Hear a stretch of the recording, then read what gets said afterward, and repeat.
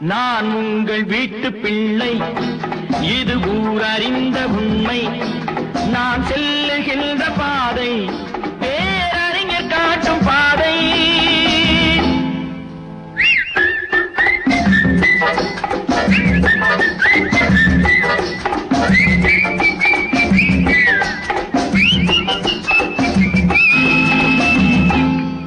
நான் உங்கள் வீட்டு பிள்ளை, இது ஊரறிந்த உண்மை.